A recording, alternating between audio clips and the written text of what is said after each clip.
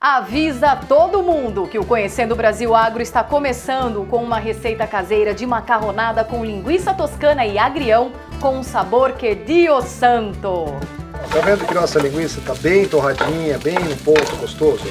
Esse caldo de legumes pode ser qualquer caldo de legumes? O ideal é que você faça. Era para ser segredo, mas o publicitário descendente de italianos, Fabrício Fasano Júnior, preferiu dividir com a gente. Vocês não fazem ideia como tava uma delícia de bom. Aqui a gente tem farinha, ovo, agrião, linguiça toscana, Tem azeite, tudo que o agro azeitona. Tem tudo que o agro produz e ainda falta muita coisa. Fique com a gente no Tempero das Estrelas e vamos conhecer um pouco mais da história de um apaixonado por fotografia, por cavalos e por culinária, sem dúvida. A cozinha é uma coisa assim, muitas vezes você faz a primeira não sai perfeito. Faz a segunda, já sai melhor. Depois que você pega a mão, e não tem coisa mais prazerosa no mundo, pra mim, do que você fazer pratos para pessoas que você gosta, que você ama, que você tem carinho. Olá, tudo agro com você? E com você, Alci? Tudo agro, Bia! Que bom! Gente, o programa tá demais. O Tempero das Estrelas de hoje tá muito bom. O que mais vem por aí hoje, Alci? Muitas novidades, Bia! E eu espero que esteja tudo agro com você aí em casa, né? Porque hoje, meus amigos, nós vamos conhecer melhor quanto trabalho dá para produzir a maior feira agropecuária do país. O que acontece nos bastidores durante os meses que antecedem a abertura dos portões da AgriShow? Um trabalho bem calculado para organizar e surpreender o público em uma feira que recebe milhares de agricultores e pecuaristas por dia na região de Ribeirão Preto, em São Paulo. E para chamar a atenção do cliente, também dos visitantes, as empresas investem alto nos estandes, algumas até na casa dos milhões de reais. E a criatividade é gigante, como essa empresa aqui que suspendeu os maquinários, olha só, chega até dar um arrepio. Uma experiência única para conectar os produtores rurais com as soluções que as empresas trazem para melhorar a vida no campo, com lançamentos e tendências que chegam para aumentar a produção do agronegócio brasileiro. A gente gera 5.000, na ordem de 5.000 empregos diretos aqui. Tudo é com tenda aqui por conta do calor, né? Então é muita tenda, muita montagem, muito ar-condicionado, muita estrutura para receber os visitantes com todo o conforto que ele é devido, né? Então a gente faz isso aqui tudo para que o negócio aconteça.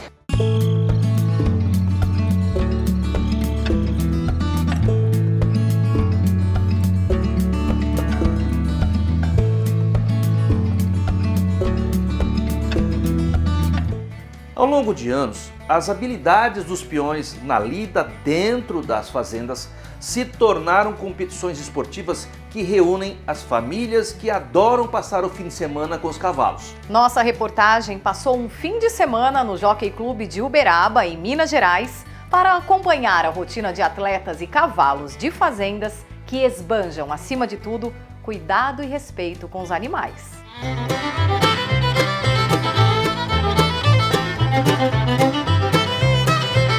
De origem americana, o cavalo quarto de milha é um verdadeiro atleta das pistas. Dócil, inteligente, ágil e com uma estrutura que chama a atenção pela musculatura e beleza da variedade de pelagem, esses atletas equestres levantam poeira e esbanjam habilidade nas provas de team penning e handshorting.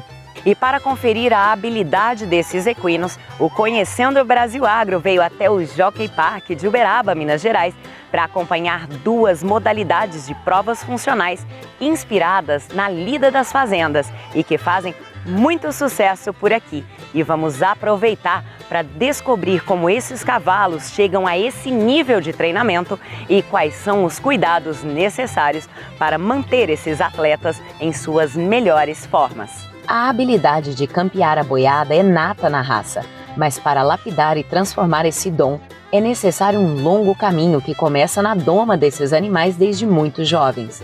Eles precisam ser dóceis o suficiente para conviver em meio a tantos outros animais e, ao mesmo tempo, agilidade e obediência para executar os comandos de seus cavaleiros no menor tempo durante as competições.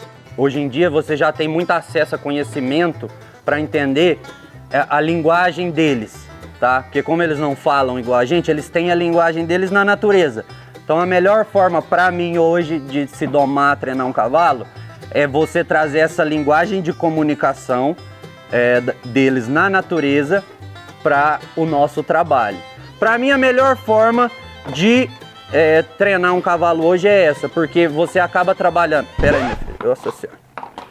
Você acaba trabalhando o físico e o mental juntos e você tem um cavalo equilibrado para então assim conseguir executar as provas. E você tem um cavalo fiel, porque como você sempre foi parceiro dele, ele vai ser seu parceiro e não vai te largar na mão quando todos os olhos estão para você, né? Então, ele sabe disso. O cavalo sabe onde é prova, onde é casa, porque tudo muda.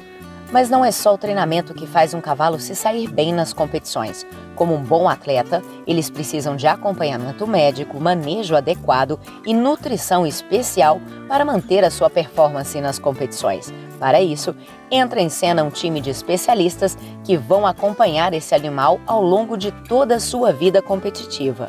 O equino atleta, ele tem toda uma sequência de trabalho envolvida, tem uma sequência de profissionais que tem que estar presentes na vida desse animal para ele poder desempenhar a sua performance da melhor forma possível, né?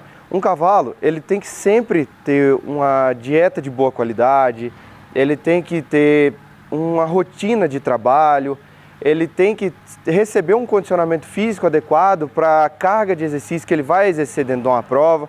Para a gente poder levar um animal à vida atlética prolongada, a gente tem que saber utilizar o animal, certo? A gente não pode usar e abusar de um animal. A gente tem que entender que o animal tem a sua limitação. Então a gente tem que respeitar essa limitação mediante mesmo o treinamento e o preparo para isso. Então a gente tem que saber utilizar o animal dentro das modalidades, não sobrecarregando eles. Com todos esses cuidados, os cavalos estão prontos para entrar em pista. A partir de agora, tudo que esse animal aprendeu ao longo de seu treinamento é posto à prova. Na modalidade do team penning, por exemplo, que simula a rotina das fazendas de apartar e buscar animais específicos de um rebanho, os cavalos e cavaleiros competem em trios contra o cronômetro. O team penning surgiu do trabalho dos vaqueiros dentro do curral em apartar os animais. E aí surgiu o team penning e trazer os animais para dentro do curral também. E desenvolveram essa modalidade onde os bois todos são numerados, 3 bois número 0, 3 bois número 1 e assim por diante até o 9, e corre um trio, são 3 cavaleiros, correm juntos. O competidor e campeão Gustavo Oliveira, organizador da prova, dá um conselho para quem quer entrar no mundo do cavalo. O conselho que eu dou é para essas pessoas procurar começar com um profissional especializado, um cavalo dócil, adequado, fazer aula de equitação. Cavalo é terapia, é lazer, cavalo é tudo. Ela toca o cavalo com a agilidade e a experiência de quem, no alto dos seus 5 anos de idade, sabe muito bem o que fazer.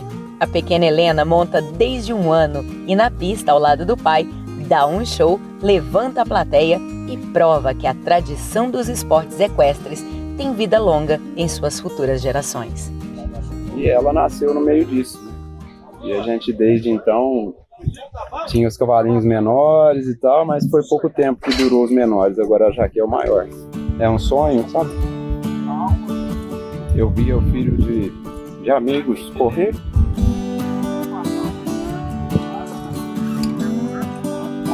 E agora é nós, né, filho?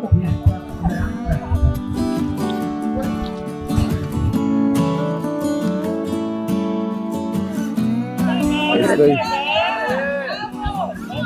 Mas é muito bom. Espero que ela dê continuidade a tudo que eu sempre sonhei e quero para ela. Estar em contato direto com os cavalos é ter um estilo de vida conectado com as raízes rurais e ao campo. O cavalo proporciona muito mais do que a adrenalina da velocidade. É uma verdadeira paixão conviver com esses animais tão especiais. É engraçado porque eu vim de uma família onde ninguém gosta de cavalo. Nem meus pais, nem meus irmãos, 0%. Então o amor que eu tive por cavalo foi de mim mesmo. Quem consegue estar aqui dentro e passar por isso aqui, é uma pessoa plenamente feliz. E para todos aqueles que vivem o mundo dos esportes equestres e o convívio com os cavalos, garantem, viu? Cavalo é sim terapia. É terapia, totalmente. O dia que eu tô mais estressada, no último grau, eu monto nela, até de cara limpa, assim, ó, sem nada, e a gente vai passear. Só passear, não é treinar, nem fazer esporte, não, só passear. É terapia, sim. É um antidepressivo natural. O mundo do cavalo desperta paixões, encantamento e muita adrenalina. Afinal, a sensação de liberdade e o vento no rosto proporcionado por eles vai muito além do que simplesmente montar um animal. A relação entre humanos e cavalos remonta aos mais antigos tempos e essa parceria segue firme em pleno século XXI, com pessoas que veem nos cavalos mais do que um esporte ou um momento de lazer. Eles trazem para seus cotidianos uma relação de amizade, parceria e muita confiança. Cavalos nos ajudam a superar os nossos medos, aprender sobre sentir o tempo de forma diferente e, acima de tudo, resgatar o contato mais puro e mais íntimo com o campo e com as histórias dos nossos antepassados. Essa é uma forma de viver o agronegócio que está presente 24 horas em nossas vidas. Nesse sábado, no Conhecendo o Brasil Agro, a gente vai aprender juntos a fazer uma massa fresca com linguiça toscana e agrião, que é simplesmente maravilhosa. É isso aí, Fabrício. E eu tive a honra de provar uma receita caseira de macarronada com linguiça toscana e agrião, preparada por Fabrício Fasano Júnior. Olha, um prato tão rico e tão simples de fazer, que vamos te mostrar passo a passo no Tempero das Estrelas de hoje. Tá vendo que nossa linguiça tá bem torradinha, bem no ponto? E vamos conhecer um pouco mais sobre a vida de um publicitário apaixonado por fotografia e por culinária. Muitas vezes você faz a primeira, não sai perfeito. Faz a segunda, já sai melhor. Depois que você pega a mão, e não tem coisa mais prazerosa no mundo, pra mim, do que você fazer pratos para pessoas que você gosta, que você ama, que você tem carinho. Pessoal, quando nós vemos uma feira agropecuária, a gente não imagina o trabalho que dá para organizar tantas pessoas e equipamentos em um espaço que vira uma verdadeira cidade cenográfica e perfeita na maioria das vezes. Realmente, Alci. E essas feiras geralmente acontecem em lugares mais distantes, como é o caso da AgriShow, que precisou montar uma estrutura neste ano que deu conta de abrigar 193 mil visitantes e 800 expositores. Essa praticamente é uma cidade das grandes, com 520 mil metros quadrados. A AgriShow, só para você ter uma ideia, movimentou 11,2 bilhões em negócios agora em 2022. Olá, Alci, olá, Bia, isso mesmo. Hoje nós vamos falar de feira de agronegócios. No nosso país, são realizadas durante o ano várias feiras de pequeno, médio e grande porte, como essa feira que a gente está hoje. E este ano, essa feira onde a gente está, a AgriShow, ela trouxe muita tecnologia, é o principal foco da feira. Mas claro, a gente quer saber com o pessoal que está passeando aqui, vendo o que eles mais gostaram. Eu vou chegar, conversar com essas meninas que estão aqui descansando. Olá, tudo bem? Eu posso falar com vocês? Tudo bem?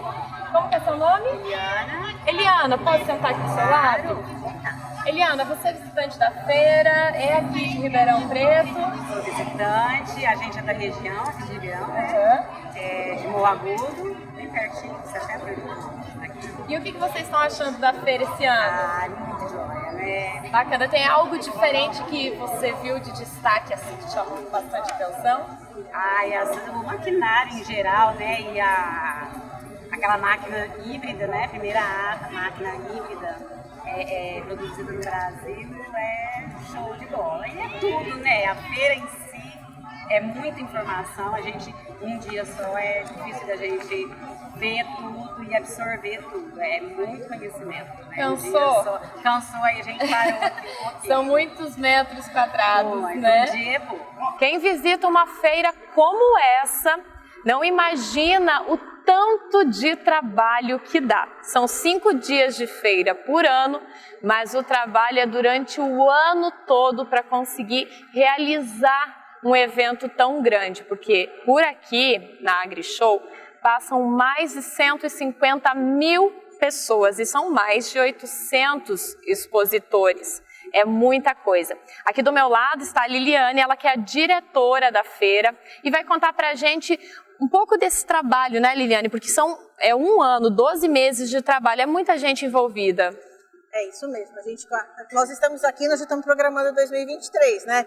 Já está programando, nem terminou essa. O nosso planejamento já está em 2023. Então, nós começamos, até a parte de comercialização, tudo a gente começa um ano antes. O nosso trabalho de recebimento de montador, de expositor aqui começa um mês antes da realização da feira. E a gente, em um mês, tem que levantar uma cidade toda. Porque nós estamos aqui nessa área, essa área não tem nada de... Se vira aqui, daqui um mês é só lavoura. Não tem nada. Não, é só grama mesmo. Só grama. Grama e rua, é o que nós temos aqui. Então a gente tem que levantar tudo do zero, né? Com o auxílio, obviamente. A minha equipe é bastante grande, bastante experiente. E a gente tem todas as empresas fornecedoras. Que são, você vai ver que tudo é com tenda aqui por conta do calor, né? Então é muita tenda, muita montagem, muito ar-condicionado, muita estrutura para receber os visitantes com todo o conforto que ele é devido, né? Então a gente faz isso aqui tudo para que o negócio aconteça. Você tem uma média de quantas pessoas, no geral, se envolvem aí de geração de empregos mesmo antes da feira iniciar? Se a gente descontar todos os expositores e visitantes aqui dentro, a gente gera 5 mil, na ordem de 5 mil empregos diretos aqui. Porque, como eu falei, as montadoras, o pessoal que a gente chama bater piso, né? O pessoal que vai bater piso, o pessoal de tenda, e depois a decoração, comunicação visual, tudo isso é geração de emprego, porque a mão de obra, por ser tudo muito rápido, a mão de obra tem que ser bem especializada, né? E depois, quando a gente vai chegando mais próximo da feira, que você já fala o buffet, a recepcionista, atendimento, aí você vai com um outro tipo de mão de obra, que ela é mais fina, que era para a data de realização do evento. E depois a gente volta com toda a primeira carga para desmontagem. Realmente movimenta a economia aqui local e até fora, em outros estados, porque vem muita gente de fora para trabalhar também, né, Liliane? Trabalhar, e quando vem agora para visitar, a gente acaba atingindo hospedagem em 100 quilômetros de distância daqui. Então, as cidades num raio de 100 quilômetros estão com hóspedes que vieram para a AgriShow. Nós mesmo não conseguimos, né, meninos? O Edu aqui, o Góes, nossos cinegrafistas, a gente conseguiu só hospedagem fora, numa cidade. Como que é o nome, meninos? Cravinhos. Cravinhos. Então, você vê, não né? Assim, a gente mais. acaba chegando aí perto de 100 quilômetros de Ribeirão Preto. Tem estandes pequenos, mas tem estandes aqui que são os verdadeiros parques, né? Tem muita tecnologia, muita criatividade mesmo. Eles querem dar um show. A gente tem estande desde 9 metros quadrados, estandes pequenos. Nós temos um pavilhão coberto só para apresentar a que a gente chama de arena de soluções, né? E lá dentro tem o pessoal que tem os equipamentos menores, então os estandes podem ser pequenos, né? Então dentro dessa área são estandes de 25 metros, 50 metros, é uma estrutura bem menor. Aí quando já vem para a parte dos equipamentos, tratores, implementos, aí a gente já vai para 1.000 metros quadrados, 1.500 metros quadrados. Então depende muito do tamanho do equipamento para que essa área a gente consiga adequar o tamanho da área com a necessidade do expositor. E aí o expositor, dentro daquele espaço que ele contratou, aí ele vai levantar toda a estrutura, né? Aí vem uma empresa de tenda, o montador, o pessoal de piso, aí toda a estrutura ar-condicionado. Então assim, aí vem toda a estrutura para se levantar todo o estande que a gente sai do zero mesmo. É muita gente trabalhando, né? E a gente vai então agora, diretamente aqui de onde nós estamos, vocês podem ver, a gente está numa parte alta da feira, super bonito, que a gente tem uma noção do tamanho dela, mas é muito grande mesmo. São quantos metros quadrados? 520 mil metros quadrados. Olha só, 520 mil metros quadrados, é muito chão, e a gente vai mostrar para vocês um pouco de como os estandes aqui, como que é esse trabalho de cada expositor, para saber o tanto de gente, também o tanto de trabalho que dá nesse um ano para eles se prepararem para estar aqui.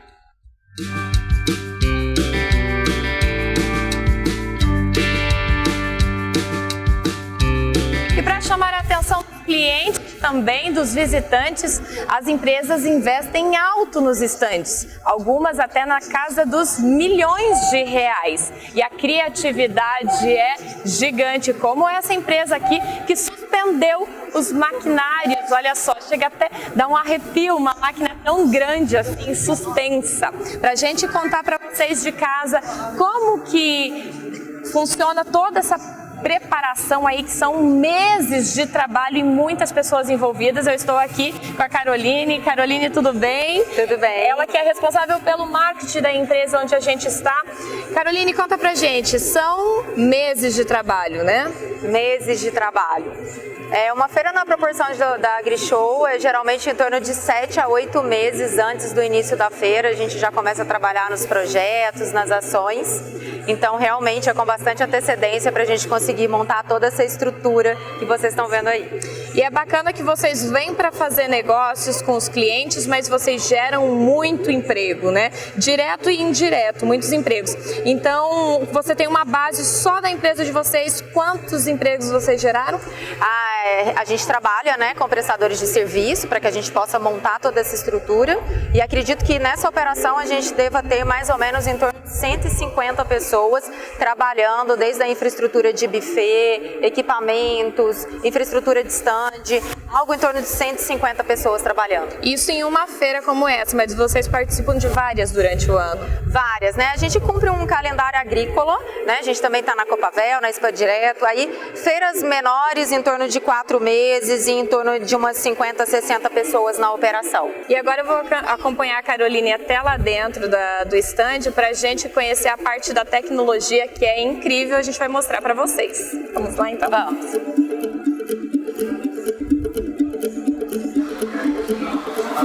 Rose, queria te apresentar a Sayuri. Olá, tudo bem, Sayuri? Sayuri é nossa especialista de agricultura digital e vai te apresentar um pouquinho do espaço que a gente montou aqui na feira. Obrigada, viu? Gente, olha, o espaço tá lindo e a gente vai conhecer junto, então, toda essa tecnologia aí que vai pro campo, né, Sayuri? Vamos lá. Vamos lá, então. Vou mostrar um pouquinho. A gente trouxe aqui no nosso espaço na New Holland para mostrar um pouquinho de tudo que a gente tem de tecnologia para facilitar o dia a dia do agricultor e levar alimento para a mesa do consumidor. Certo. Então aqui a gente dividiu todo o nosso espaço, o que a gente tem de tecnologia, desde o planejamento até a colheita, para mostrar para o nosso produtor como é natural ser digital. Então aqui nessa tela a gente consegue ver a parte do mapa de plantio, de pulverização, como que foi a aplicação, como que foi a colheita, né? Como que foi o rendimento, a produtividade para levar mais alimento para a mesa. Porque agora a gente quer otimizar a operação, reduzir os custos e aumentar a produtividade. Então a gente mostra como que é a parte do planejamento, monitoramento de frota, soluções para preparo do solo. Então aqui, por exemplo, a gente tem um controle inteligente bico a bico, que é controlar o tamanho da gota na operação. E além disso, para facilitar o dia a dia, nós trouxemos uma solução para treinamento que simula como que é a sensação de entrar numa máquina pela primeira vez. Olha que legal. Para as pessoas que estão em casa aí, sentado no sofá, você que é totalmente leigo no assunto agro, o que a Sayuri está falando é como que é produzido o alimento que está na sua mesa. Todo esse processo que o produtor rural, o agricultor, faz para plantar desde a sementinha, o preparo do solo, até chegar o produto prontinho na sua mesa, né, Sayuri? E esse óculos que a gente vai conhecer agora é pro produtor rural conhecer como que é o processo da máquina. Isso, e para os nossos concessionários também, ajudando eles a ajudar o produtor rural no dia a dia. Então agora eu vou ter essa experiência, né, de conhecer esse óculos de realidade virtual, isso, né, para saber como que os produtores visualizam, né, o maquinário e a lavoura.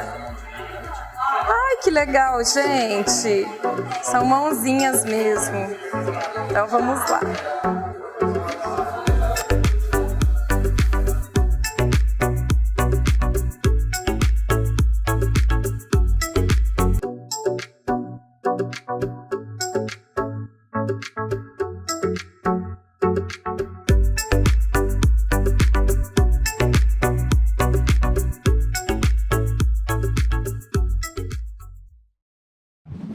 Em uma semana de evento, no mês de abril, a AgriShow superou as expectativas de público e de movimentação financeira. Isso é um sinal de que o agronegócio continua sendo a mola propulsora da economia brasileira depois da pandemia. E olha, que em 2023 tem mais, hein, pessoal? Tá vendo que nossa linguiça tá bem torradinha, bem no ponto gostoso? Esse caldo de legumes pode ser qualquer caldo de legumes? O ideal é que você faça ele, mas pode ser... Ó. Tá bom. Era para ser segredo, mas o publicitário, descendente de italianos, Fabrício Fasano Júnior, preferiu dividir com a gente no tempero das estrelas. Vocês não fazem ideia de como tava uma delícia. Aqui a gente tem farinha, ovo, agrião, linguiça toscana, tem azeite, tudo que o agro, Tem tudo que o agro produz e ainda falta muita coisa. Falta você de casa aprender essa receita junto com a gente no Conhecendo o Brasil Agro. Nós voltamos em 1 minuto.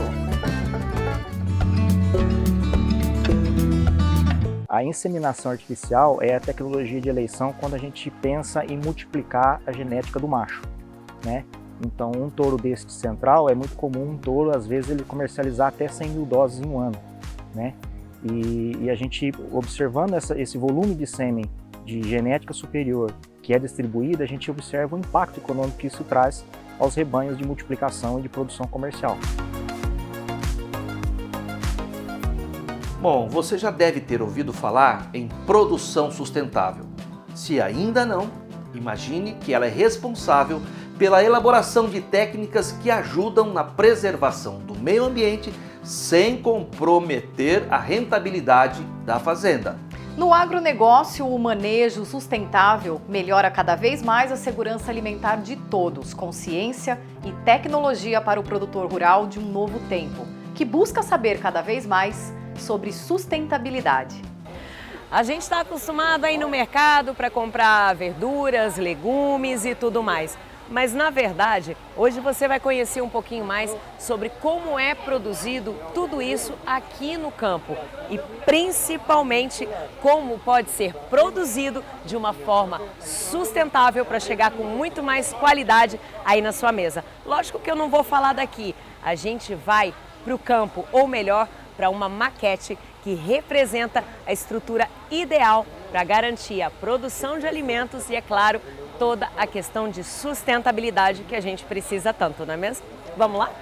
Olha só, saímos da cidade e chegamos aqui no campo, ou melhor, na representação do campo onde se produz peixe, ou seja, carne, hortaliças, carne de gado, bovino, milho e muito mais. Aquela espiga de milho que vocês viram ali eu segurando no começo da matéria. Pois é, ao meu lado, Flávia Simili. Ela é pesquisadora do Instituto de Zootecnia e vai explicar pra gente tudo o que está acontecendo aqui. Vocês vão literalmente viajar com a gente sobre toda a produção de alimentos no campo. Vamos dar uma olhada, vamos começar por esse tanque. O que nós temos aqui, Flávia?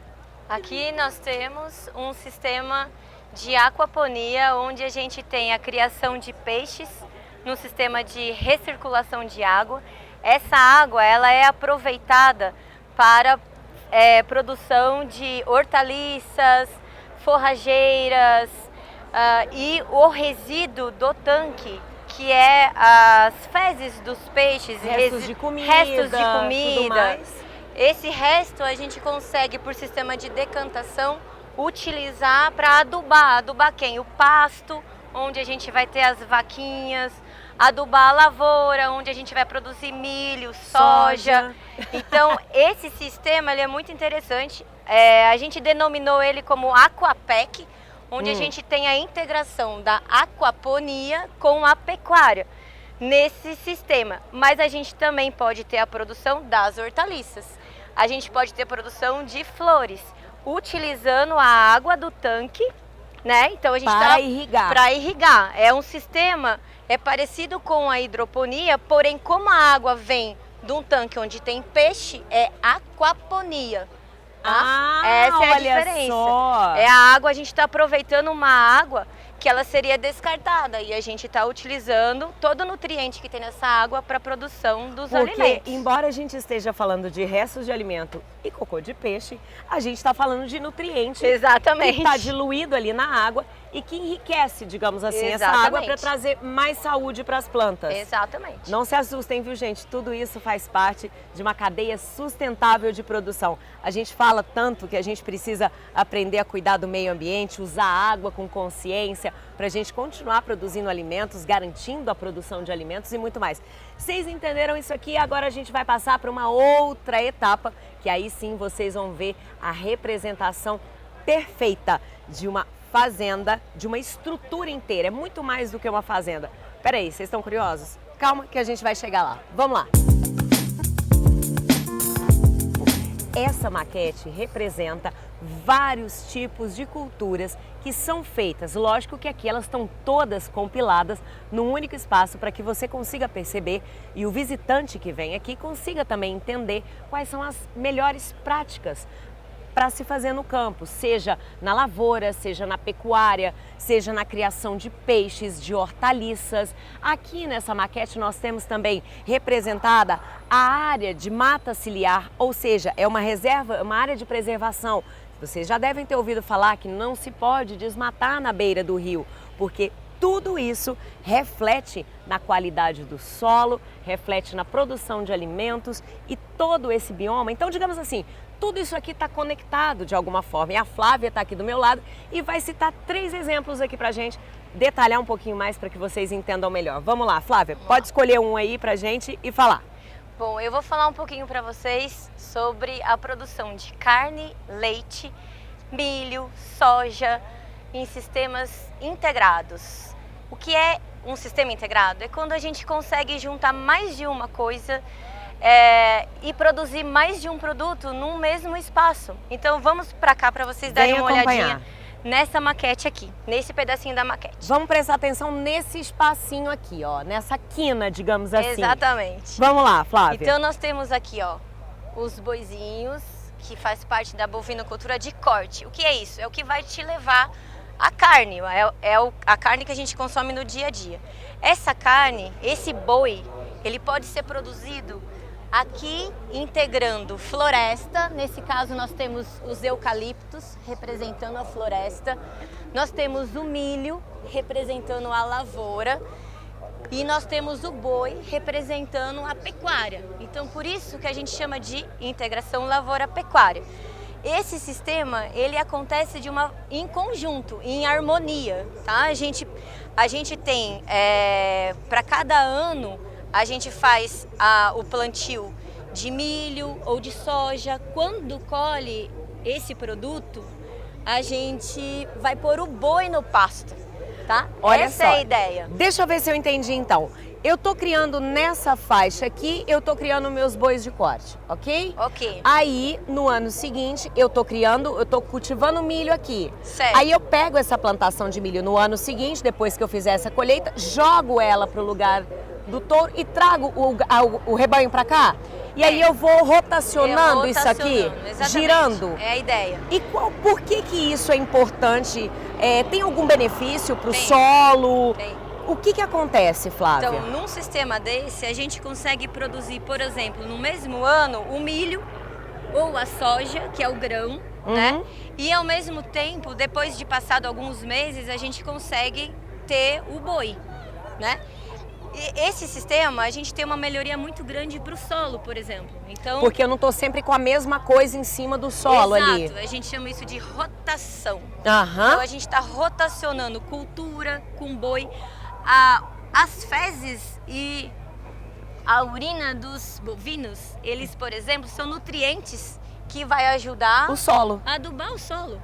Então vai trazer nutriente para o solo, tá? E a plantação também, quando você colhe, de uma maneira ou outra, ela injeta ar no solo, que é o famoso aerar o solo, não é isso? E aí ela traz e vai rotacionando. Entenderam? Agora vamos passar para outro? Outra coisa importante também ali, que eu não falei muito da floresta, mas o componente florestal, no caso que a gente tem o eucalipto, a gente ainda pode produzir a madeira. Então o eucalipto, ele serve para ser corte, para cortar, para produzir madeira, produzir carvão, aquilo que você usa para fazer churrasco. Delícia. Né? E além disso, o eucalipto, ele traz um benefício para o animal, porque ele dá sombra Então o animal ainda vai ter o bem-estar animal, ele vai comer, se alimentar bem e vai usufruir, aproveitar a sombra. Tá? Então isso é também importante dentro dessa integração. E o que é uma coisa muito fomentada hoje em dia, né? Que é o bem-estar animal. Exatamente. Você ter essa área de sombreio, de sombra para ele, para que ele possa deitar. Quantas vezes a gente já não passou na estrada e viu lá aquele gado deitado mastigando. Faz parte do processo de digestão dele.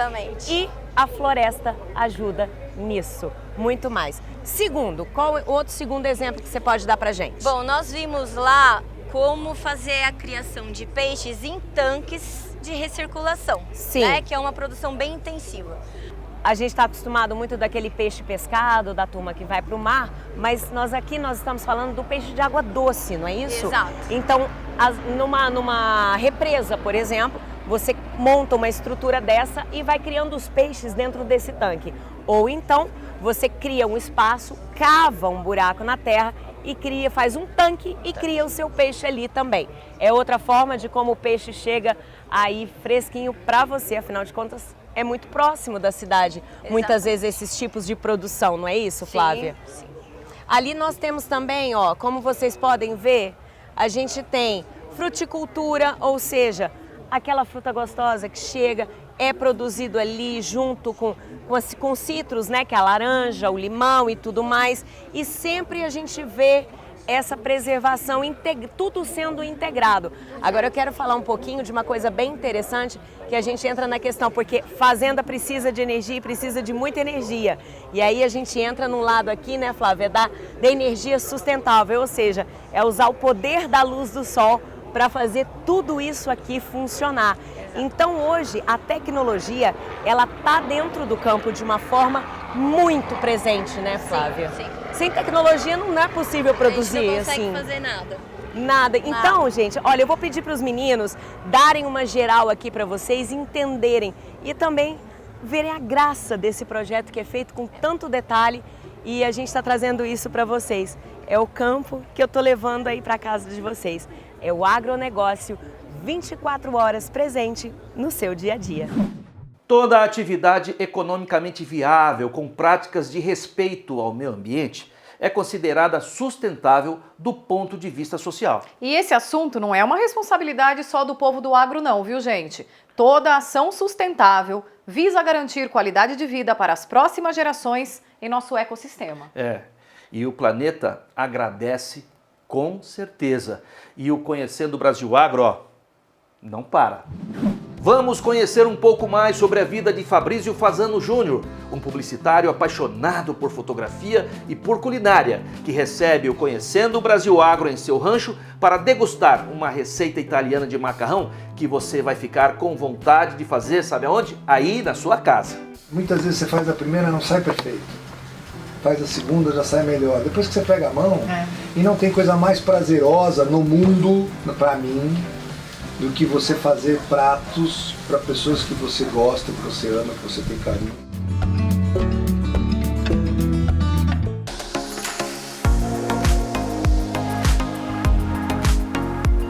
Produzir mais de um produto por ano, né? Então, se a gente tem uma vaca que tem um valor genético superior e a gente consegue mais de um filho dela por um mesmo período de tempo, através da transferência de embriões, a gente gera maior número de descendentes de genética superior dessa fêmea. A vida agitada de um publicitário dividida entre o campo e a cidade nos chamou a atenção durante esta semana. E decidimos conhecer um pouco da rotina de Fabrício Fasano Júnior, que preparou uma receita super deliciosa para o tempero das estrelas. Olá, Alci! Sabe onde eu estou hoje? Num Aras, onde eu vou ter a oportunidade de conhecer uma personalidade da TV brasileira. Isso mesmo, uma pessoa apaixonada por fotografia, um amante da gastronomia e, acima de tudo, muito ligado a tradições focadas ao agronegócio, em especial ao cavalo. Vem aqui, a gente vai conhecer hoje Fabrício Fazano. Fabrício. Prazer, Bia. Muito prazer estar aqui com o pessoal do Conhecendo o Brasil Agro. Prazer é nosso de você estar recebendo toda a nossa equipe aqui. Vocês Obrigada. são batalhadores, estão aí há muito tempo né, em cima do cavalo, em cima do agro, em cima de um monte de coisa muito bacana. Parabéns para vocês. Obrigada por estar recebendo toda a nossa equipe. Obrigado aqui. vocês por E a me darem a gente- oportunidade de expressar um pouco do que eu gosto. Legal. Agora me diz uma coisa, eu comecei falando do cavalo, mas a sua tradição, né, desde pequeno tem tudo relacionado à questão do agro, né? É isso mesmo? Todas as memórias que eu tenho na vida, de pequenininho, são ligadas a cavalo, são ligadas a vaca, são ligadas a mato. Então, assim, se o agro tem a ver com mato, eu sou ligado ao agro desde que eu nasci. Sim. Eu me lembro quando eu era pequeno, 6, 7, 8 anos, que a gente pegava um trem na Sorocabana, passava a noite viajando minha mãe, eu e meus 2 irmãos, minha irmã e meu irmão, e a gente passava a noite viajando e ia dar em Assis. E a gente passava as férias de julho numa fazenda chamada Ponderosa, Que delícia. que era uma fazenda que não tinha luz elétrica, não tinha nada. Água quente, existia água quente porque passava pelo fogão a lenha, que tinha uma serpentina de cobre. Só quem viveu isso sabe, né? E à noite era uma coisa assim, era violão, era jogo de saquinho, era jogo de dado, era jogo de um monte de coisa. Então, assim, depois mais tarde um pouco, quando eu já tinha 8, 9 anos, a gente começou eu me lembro que a gente tinha, as férias eram longas na época, né? Começava em começo de dezembro e até o final de março. Super e tinha as férias de julho também. As férias de julho da minha família eram ligadas a cavalo. A gente ia para Campos, meu pai alugava lá cavalo para mim de manhã e de tarde. De manhã eu passava o dia na cocheira, assim, o dia na cocheira. E depois tinham as férias de janeiro e fevereiro que eram mais ligadas à praia. Então era uma coisa que eu não gostava, porque eu queria, pô, cadê o cavalo? Não dá para trazer o cavalo para a praia. Mais tarde um pouco, meu pai compra uma fazenda em Laranjal Paulista. Nessa fazenda ele chegou a ter 400 cabeças de gado, tinha plantação de laranja, de café, tinha um monte de coisa. Inclusive a gente tinha criação de quarto de milha e de manga larga, com 75 cavalos. Até a gente, né, eu comecei abrindo até essa reportagem falando sobre a questão da fotografia e a gastronomia em si, né? Você conseguiu aliar, né, duas paixões junto ao cavalo numa história, meu né? livro, voltando um pouquinho, eu sempre fui apaixonado por fotografia, sempre. E dando uma deixa aqui com fogão a lenha, não é à toa que nós estamos hoje no Tempero das Estrelas. Nós vamos cozinhar com o Fabrício e a gente vai estar cozinhando no fogão a lenha, né? Vamos fazer. Olha que luxo, vamos fazer uma gente. receita com linguiça Aguardem toscana aí. e agrião, que é maravilhosa. Que delícia, que daqui a pouco tá próximo ao almoço, quem sabe você já não sai pro supermercado aí, já adquire os produtos que são coisas fáceis. É muito simples de fazer, só não né? faz quem não Só tem não faz vontade quem de quer. fazer. Que Porque se legal. tiver um pouquinho de vontade, 0 de vontade, 2 de vontade, de 0 a 10 faz. Aí, então nós vamos comer, vamos degustar, vamos aprender e a gente vai estar aí mostrando para vocês. Depois de 13 anos, meus filhos crescendo, eu viajando desesperadamente, eu comecei a entrar numa crise muito grande, no sentido de, eu não estou criando meus filhos. Na verdade, estava ganhando muito dinheiro na época, mas não estou criando meus filhos. Vou criar o quê? Eu morava a 800 metros da agência, para você ter uma ideia, eu cansava de marcar jantares em casa sexta-feira à noite, por exemplo. E chegava atrasado. Chegava às 2h30 da manhã. E eu, nessa crise, comecei a me dedicar profundamente à fotografia. Foi aí que eu fiz meu primeiro livro de fotografia, chamado Duas Paixões, que foi o primeiro livro publicado no Brasil só de cavalos. Fabrício, a gente vai conversar hoje durante o dia todo, mas eu quero mostrar um pouquinho dessas fotografias para o pessoal que está nos acompanhando aqui e, logicamente, mostrar com mais detalhes no livro que a gente... E a gente vai ainda andar um pouquinho pela sua propriedade aqui Tá e bom, conhecer prazer. um pouquinho mais. Tá bom.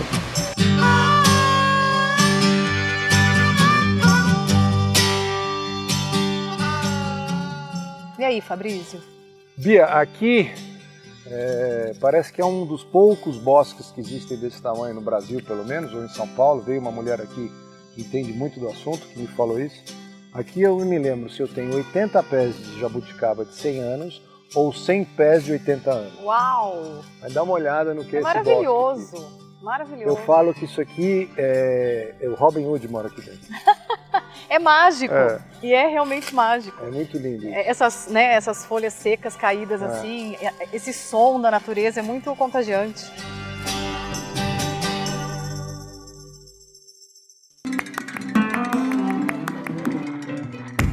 Outra paixão minha. que delícia. Esse aqui tá demais, o Tito. Olha os filmes. O Tito fica doido no meio dos pastores. Esse aqui tá machucadinho. Esse é um aqui pastor tá velhinho. suíço. É um pastor suíço. Pastor suíço. É uma raça que eu recomendo muito, cara, muito. Eu tive sempre pastores alemães.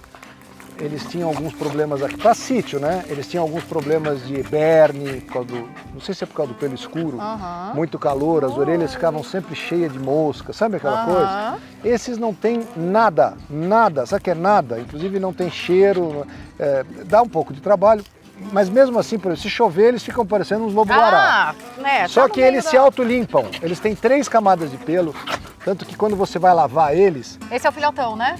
Quando você vai lavar eles, precisa de água forte para molhar, porque senão bate a água aqui, escorre tudo. Eu tenho em Né, casa Bob? Né, Bob? Né, Bob?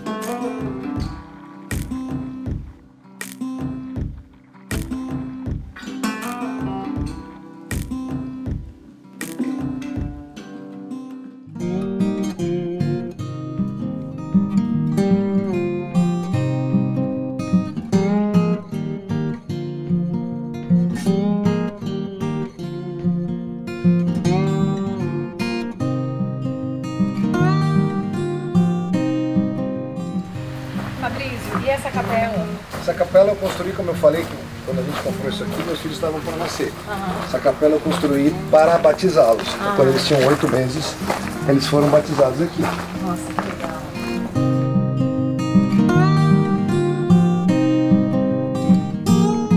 Fabrício, você sabe quando a gente entra numa capela que a gente nunca entrou, uma igreja, a gente pode fazer um pedido. Não sabia. Vou começar a procurar igrejas e capelas que eu nunca entrei, porque foi no mundo que vi. Eu vou aproveitar e fazer o meu, então.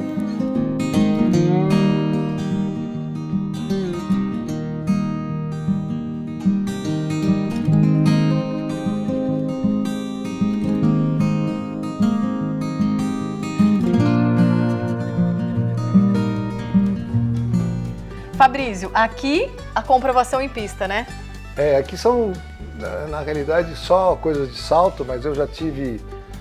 Eu passei por rodeios quando eu era menor, mais moleque. E dessa trajetória toda do salto em especial, ou quer seja outra modalidade hípica que você tenha vivido, né, com muita intensidade, tem uma que mais te recorda lembranças? Você fala, caramba, aquele dia foi... O enduro eu gostava muito porque o enduro literalmente te dá muito contato com a natureza, né? Você fazia 60 quilômetros de trilha.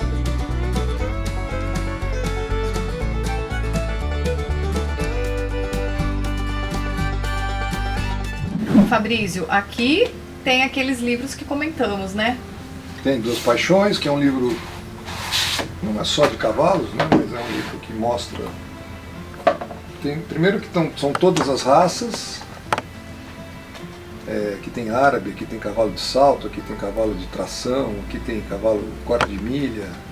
Fabrício, essa frase aqui, ela é super interessante. Esse livro tem 2 frases que são minhas, que eu adoro. Uma é, no passado os cavalos tiveram a mesma importância que a internet tem hoje. Você montava nele e ali era a internet indo, só que demorava 6 meses para chegar um recado. Essa frase que eu estou procurando aqui é uma frase que dos meus filhos, tem as fotos dos meus filhos, que é uma frase de Winston Churchill. E aqui digo principalmente aos abastados, se tiver dinheiro, dê-lhes cavalos e não dinheiro. Por que eles falam isso? Porque o cavalo ensina respeito. Principalmente para criança, o cavalo, ao contrário do cachorro, ensina respeito. Bom, ouvimos lindas histórias, né? Todas com conexão bem direta à natureza, realmente. É o que você falou, né? O agro, natureza, não tem como dizer não. Não tem como dizer não. Mas agora eu quero saber o que a gente vai cozinhar aqui no Tempero das Estrelas. Então, falando de agro, eu pensei em fazer uma receita que eu acho um clássico, assim, ridícula de fazer, maravilhosa, extremamente saborosa, que é uma massa, que a gente vai fazer aqui a massa para vocês verem, que também é simples, um pouquinho trabalhoso, mas é simples de fazer. E o molho é linguiça toscana e agrião. E qualquer pessoa consegue fazer? Qualquer uma. Mesmo que não tenha prática em massa? Qualquer pessoa que tiver 2, de 0 a 10, 2 de vontade, consegue fazer. Então, fechou. A cozinha é uma coisa assim, muitas vezes você faz a primeira, não sai perfeito. Faz a segunda, já sai melhor. Depois que você pega a mão, e não tem coisa mais prazerosa no mundo, pra mim, do que você fazer pratos para pessoas que você gosta, que você ama, que você tem carinho. Servir uma mesa, as pessoas comerem e falar, nossa, isso aqui está maravilhoso. Dá uma sensação de satisfação inacreditável. É tão assim, a gente coloca tanto sentimento, né, quando a gente está cozinhando, e ele vai junto, né? Eu acho que isso é uma coisa super interessante de falar também. Por que que nunca ninguém vai fazer para você a receita da sua mãe? Você pega a receita da sua mãe, dá para o melhor chefe de cozinha do mundo fazer, não vai ficar igual. Porque lá tem um ingrediente chamado amor, que o chefe não vai ter. Que legal, até me arrepiou. Mas é verdade, acho que, né, quem tá aí nos assistindo, acho que também deve ter ficado arrepiado se gostar de cozinhar. Então, é verdade, toda vez que você lembra da tua avó, da tua mãe, aquele momento tinha um ingrediente a mais, que era uma coisa chamada amor. E aquilo dá um sabor para as coisas que não tem como reproduzir. Não tem, exatamente. Então, caneta e papel na mão, a mulherada que tá de plantão e os homens também, porque hoje cozinha tá, né? Aliás, tem muitos homens que adoram cozinhar. Foi essa época de sua mulher na cozinha, eu acho também que a cozinha é uma excelente forma de receber, de socialização. Hoje a cozinha, pelo menos ao meu ver, é a parte principal da casa, porque ela tem que estar compondo todo o ambiente lá. É, muito legal. Então vamos? Vamos. Show. Fabrício, literalmente a gente vai começar agora o tempero das estrelas. Que bom, que bom. Chegou a hora que eu gosto. E nós vamos começar fazendo o quê? Nós vamos fazer hoje, como eu falei, uma massa com linguiça toscana e agrião. Que tem tudo a ver com magro, né? Porque tem a parte de boi, de porco, de vaca. Aquilo que eu gosto é a parte de plantação, a parte que também é muito legal. Sensacional, eu tô muito feliz. E também feliz. temos a parte do trigo, que a gente vai fazer a massa fresca, e também temos a parte do ovo. Sensacional, eu tô muito feliz, preciso deixar registrado isso aqui, de estar ao seu lado, porque eu sempre te assisti, te admirei, aprendi muita coisa a cozinhar também, através de suas receitas, e feliz por você estar ensinando, não só eu, como todo o pessoal aqui, fazer uma massa, gente, uma massa italiana. É com prazer, O que a gente vai precisar? Na verdade, a receita é 100 gramas de farinha para um ovo. Tá. Nós vamos fazer 400 gramas de massa, nós vamos fazer 4 ovos, tá bom? Inteiros, com gema e tudo. Perfeito. Eu vou acrescentar um pouquinho de açafrão. Açafrão, adoro açafrão. Que é uma opção sua. Não gosta de açafrão, não põe, não precisa. Quer acrescentar qualquer outra coisa, qualquer coisinha que você quiser pôr na massa, essa é a hora. Tá. Para dar uma cor, para dar, sabe, alguma coisa para ficar mais charmosa. Por exemplo, eu faço muito uma massa com espinafre. Aí qual é o segredo? Eu separo a clara do ovo, bato a gema no liquidificador com o espinafre, aí eu junto com a farinha, junto com a gema, e aí fica aquela massa verde super gostosa. Então. Mas o açafrão é extremamente aromático, super bem para a saúde. Então a gente começa com, aqui tem 400 gramas de farinha. A gente fortalece muito, né, na questão de usar o açafrão. O açafrão é super bom, anti-inflamatório. E aqui, quanto você usa de açafrão? Não sei. Você gosta de um pouco mais, um pouco menos? Põe uma colher de chá, uma colher de sopa, aquilo que você quiser. Vou jogar aqui os nossos 4 ovos. E depois, uma coisa importante, eu vou mostrar para vocês assim. Depois que a gente bater aqui, eu vou com a mão, vou sentir a textura da massa. Ponto correto seria. Eu não sei por que razão, mas às vezes não precisa da água, às vezes precisa da água. Tá. Depende, não sei se tem a ver com a temperatura ambiente, onde você está fazendo, mas é um pouquinho... Se precisar, não pode ficar nem muito seca e nem muito molhada. Tá. Aí aqui, vamos lá, o açafrão. O açafrão é, ó... No olho. Tá parecendo minha avó, Fabrício, cozinhando. Quanto eu joguei aqui? Vamos chutar? Uma colher de chá. Tá. Uma colher de chá, tá bom? Antes de você usar, essa batedeira tem uma história, né? Essa batedeira é uma batedeira que eu ganhei quando eu fazia o Bake Off, que é muito, muito legal. Que é uma comemoração de, acho que era 100 anos da marca, que é uma marca inglesa. Foram feitas só 100 batedeiras dessa no mundo. E eu... Ou seja, tem essa e mais 99 espalhadas por aí. Tem essas e mais 99, para quem não sabe, essa é a bandeira da Inglaterra. E eu acho ela linda de morrer. Eu vou fazer a massa na batedeira, porque eu tô preguiçoso, não tô a fim de ficar sovando. Mas assim, vocês vão ver que não precisa disso. Eu tiro esse bowl daqui, começo mexendo. Aí eu não vou jogar as 400 gramas de uma vez, vou jogar primeiro 100, mais um ovo, depois, porque senão fica muito pesado para mexer. Vai num processo... Mas como eu tenho a batedeira, eu não tô preocupado com isso. Então já coloquei as coisas aqui e aí começa aqui.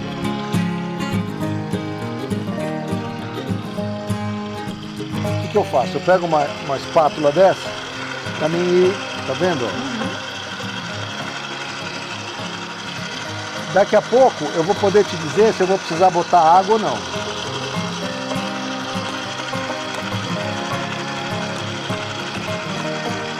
Muitas vezes você tem que parar ela, dar uma mexida com a mão.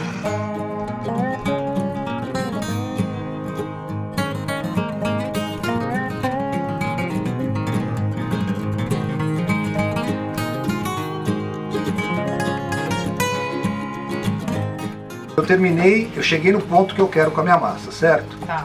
Eu vou fazer uma bolinha bem legal dela, vou passar um pouquinho de farinha em volta para não grudar no filme. Vou pegar o papel filme, vou botar ela no papel filme, ó. É importante isso aqui, para que ela não perca a umidade, tá? Fecho ela bem.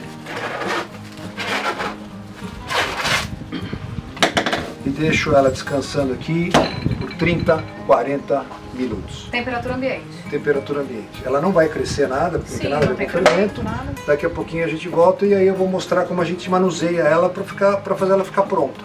Então, 30 minutinhos e a gente volta. Ó, tô com fome.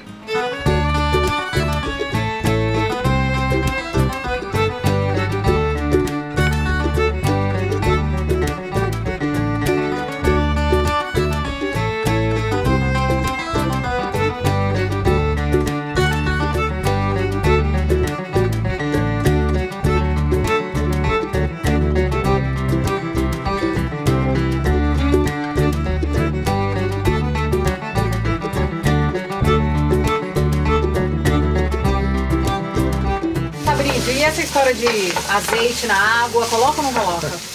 Olha, é o seguinte, a minha nona, que era milanesa, sempre me ensinou a fazer com azeite e sal na água. E ninguém vai me fazer mudar de ideia, tá bom ou não?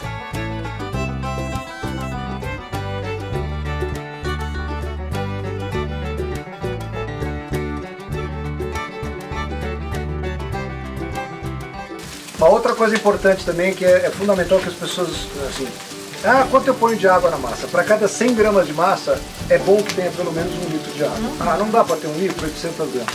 Mas não me coloque isso aqui de água e joga 500 gramas de massa dentro, porque você faz uma saturação muito grande de amido na água e aí você não fica um sabor estranho. Ó, tá vendo que nossa linguiça tá bem torradinha, bem no ponto, gostoso? Esse caldo de legumes pode ser qualquer caldo de legumes? O ideal é que você faça ele, mas pode ser ó. Pega pra mim aquele pouquinho de amido. Eu quero que você coloque pra mim um pouquinho de água aqui dentro. Eu preciso dissolver isso num pouquinho de água.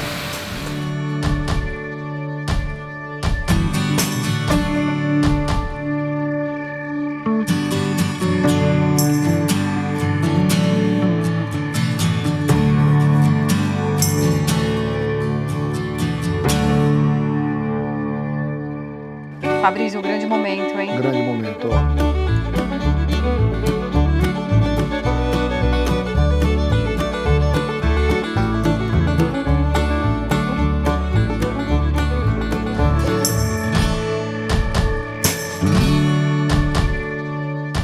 Essa é a hora, né? É para isso que vocês vieram aqui, não é? Então agora a gente vai ver se valeu a pena ou não. Delícia. Eu sou um glutão, então minhas garfadas são monstros. Ai, mesmo, gente, eu também.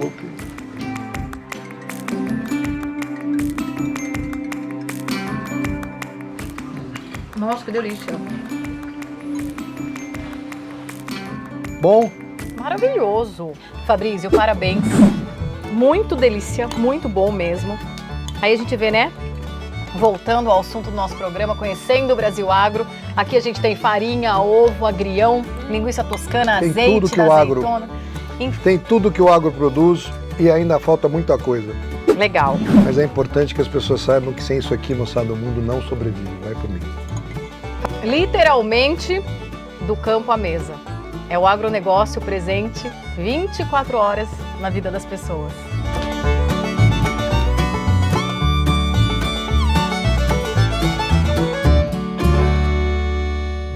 Que legal, obrigada, viu, Fabrício? A receita estava uma delícia. E eu espero que você aí em casa também aproveite essa receita maravilhosa. Aproveita que hoje é sábado e faz com toda a sua família. Uma receita sem grandes dificuldades. Mas, por hoje, nós vamos ficando por aqui. O Tempero das Estrelas e muitas outras atrações do nosso programa Conhecendo o Brasil Agro estão nas nossas redes sociais. Fale com a gente pelo WhatsApp e aproveite para deixar a sua sugestão de quem você gostaria de ver aqui no nosso programa. O que você gostaria de conhecer junto com a gente aqui no Conhecendo o Brasil Agro? Estamos esperando a sua opinião. Temos um novo encontro sábado que vem, às 10 da manhã, combinado? Obrigado pela sua companhia, aproveite bem o seu final de semana. Esperamos você aqui no sábado que vem.